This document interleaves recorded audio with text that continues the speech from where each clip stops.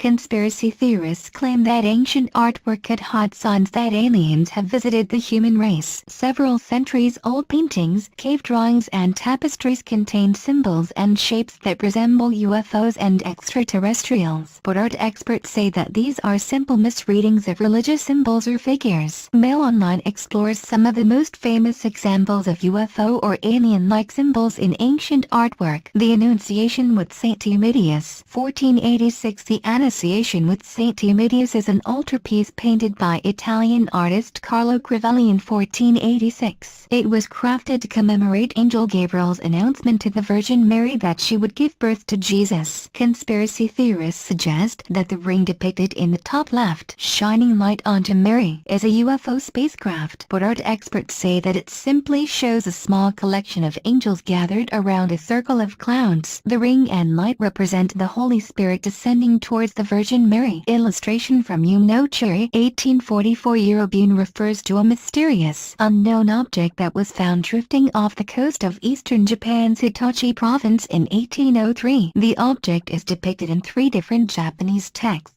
Ton Shosetsu 1825, Irukishu 1835, and Yunochiri 1844. This illustration depicts the UFO-like object which Hitachi sailors discovered floating in the ocean. According to the notes alongside some illustrations of the craft, the object was made from steel and glass and was just large enough to fit a small human inside. Within the craft, the sailors reportedly found a strange script which they could not decipher. Glorification of the Eucharist, 1600. The 17th century work by Italian artist Vittore Salimbeni features God and Jesus looking out over God's kingdom, but the strange, rounded object sat between the two resembles Russia's Sputnik satellite, launched over 350 years later in 1957. Conspiracy theory YouTube channel Strange Mysteries made the odd connection between the two in a video posted in 2014. They claim in the video, "This just looks a little bit too uncanny for symbolic reference.